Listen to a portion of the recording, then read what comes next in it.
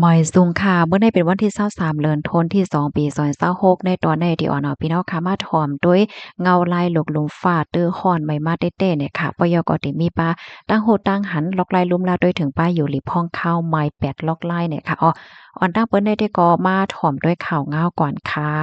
ลกลุมฟ้าหลงเฮาค่ะในเตตื้อฮ้อนใหม่มาเหลือสิมือปีกายเมื่อวันที่22เดือนธันวาคมที่2ปี2026ในอยู่ที่ห้องการลงฝ่ายฟิงฟ้าราศีเลยออกมาเปิ้นผ่าป่องแล้งถึง ก้นวานก้นเมืองว่าปีในมีตื้อตั้งตีเตจางเตื้อฮ้อนเลอเสเมื่อปีกายตีโป้นมากค่ะลองตั้งฮ้อนแน่จางสูงถึง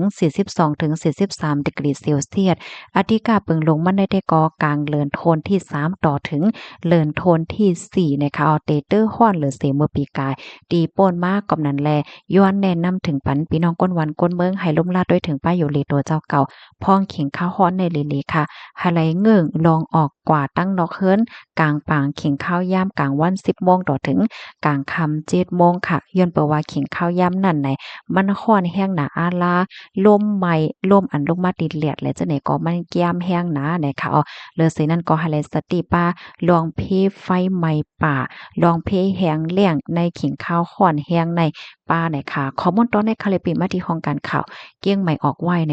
กำในเฮาค่ะมาด้วยเงาลายหลกลมฟ้าค่ะ ในปี2026ในหลายๆตีในโลกลมฟ้าก็จางเตื้อฮ้อนใหม่มาแห้งเหมือนกันยาวเลยค่ะอยู่ที่ห้องการลงฝ่ายสภาวะสิ่งแวดล้อมฟิงฟ้าราศี E444 ลาดว่าในปี2026ในมีตื้อตางติเตจางฮ้อนใหม่หนา ฮ้อนใหม่ที่สุดก็ว่าระยะในเพราะว่ามาแต่งเรื่องกันดังข้าวขิงฮ้อนเมื่อปี2023 24 25ในปีในๆติเลยว่าฮ้อนใหม่สุดก็ว่าไลได้ค่ะเหมือนจังหนังในปื้นตีตั้งปอดตอนออสเตรเลียและตั้งสิกโลกใต้นั่นก็ฮ้อนแรงเหมือนกันแต่เลยว่าฮ้อนแรงที่สุดในคราวตั้ง6ปีมางปื้นตีเมืองบราซิลนั่นไหนจังมีตั้งฮ้อนไหมในสูงถึง62ดีกรีเซลเซียสลูกกว่านในคาและจังเฮ็ดให้เกิดขึ้นเปิงเป็นไฟไหม้ฮาวแฮงในออสเตรเลียอาร์เจนตินาและอเมริกาใต้และเจ้าหนายเนี่ยค่ะได้เลยว่าเลอเสตั้งปอตอนเมืองเฮาเหยาก้วยมกาหลายตีหลายตั้งก็มีตื้อตั้งอันจังหบทบยาเพร้อนไหม้หลงในเหมือนกันยาวในเพราะว่าเฮาคามาด้วยโหครบทั้งสิ่งทั้งหมดในปีในค่ะนะได้เลยว่าเป็นปี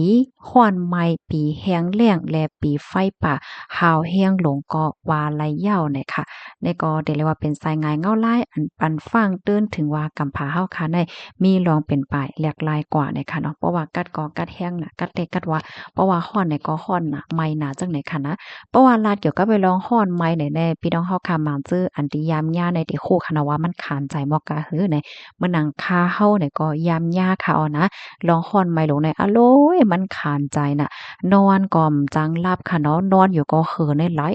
ลๆ ย้อนว่ามันร้อนไหมน่ะอาล่าเฮ็ดเนี่ยเนาะตอนตาเคินไหลติมีไว้แอ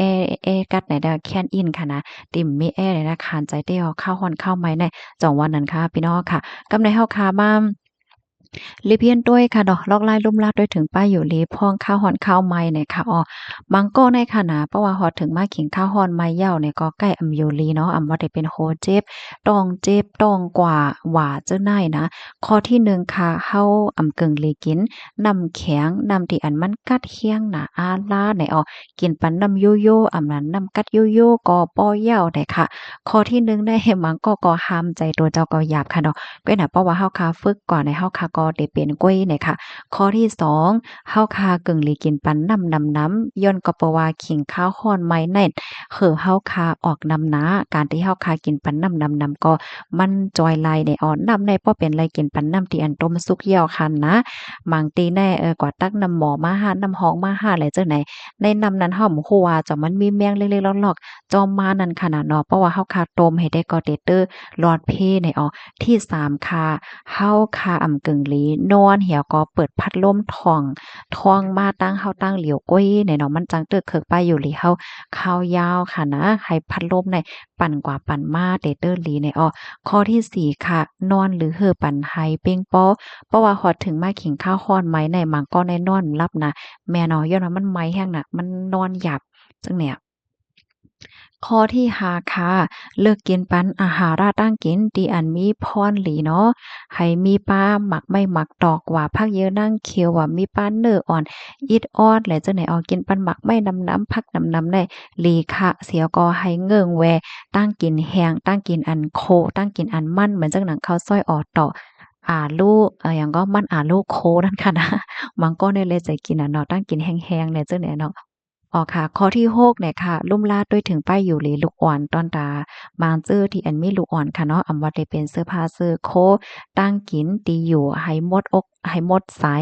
จังเนี่ยเนาะที่7เนี่ยซ้ำเป็นแม่ป้าต้องค่ะนางยิ่งตีอันป้าต้องก็ยิงแค้นกึ่งหลีไหลตื้อลุ่มลาดด้วยถึงป้ายอยู่หลีตัวเจ้าเก่าเย้าอยู่ให้หมดไสกินให้หมดไสสติอย่าไปให้เป็นหวัดนั่นน่ะเนาะแล้วก็อย่าไปอาบน้ำที่มัน ฮ้อนอันละห้าไหม้น่ะอันละห้ากัดน่ะอันละเฮ็ดจั่งเนี้ยค่ะเนาะข้อที่8ค่ะพ่อเฒ่าแม่แก่เนาะอันอายุใหญ่ยาวนั้นเนี่ยก็ให้เด้อลุ่มลาด้วยถึงป้าอยู่หลีลองนุ่งเสื้อนุ่งโคลองกว่าตั้งนอกบ่เป็นไรเดะก็เงิ่งพองกลางวันแลดไหม้ร้อนนั้นกว่าตั้งนอกก็หลีเพราะว่าย่าร้อนไหม้แห้งน่ะอาลาก็เป็นลมเป็นแล้งเนี่ยค่ะข้อมูลตอนนี้ได้ก็ค่ะเลยเพิ่งอิงเอามาที่เพจโฮงหยาวิภาวดีต่างวัยน่ะค่ะพี่น้องคะรับถอมยอหันถึงจึงหือพวงเพราะว่าลาดเกี่ยวเลยลองข้าวฮ้อนข้าวใหม่เนี่ยจึงพี่น้องเฮาค่ะจ้องไล่ใจค่ะข้าวฮ้อนได้บางก็ไล่ใจเนาะบางก็ได้ก็ไล่ใจเนี่ยค่ะได้ก็หันถึงว่าข้าวฮ้อนนี่มันขานใจนะคะนะมันขานใจเลยเสข้าวกัดก่อนแน่ค่ะถ้าหันถึงส่วนตัวค่ะนะอ้อ อ๋อค่ะยินจมูกก็ที่รับถอมปันแห้งค่ะย้อนให้พี่น้องเฮาค่ะอยู่ได้กินหวานและหลอดเพกันเสกำในค่ะอ๋อเปิ้นที่อันพี่น้องค่ะอยู่พ้องย่ำมื้อเหลียวในค่ะลูกเป็นเหือพองค่ะจ่อมมันปลาฮ้อนจ่อมมันปลาไหม้หือมื้อเหลียวในเหลือเสว่าไหลฟางไหม้ยาวหำลูกไหลฟางปลาลมเลี่ยงหลงค่ะเนาะฝนตกหมาเข็บตกฟ้าแสนฟ้าร้องฟ้าผ่าว่าเจ้อในเนี่ยค่ะอ้อย้อนให้กูก็อยู่หลีกินหวานมีประโยชน์หลีดีหลีกันเสกำค่ะหมอยสุงค่ะ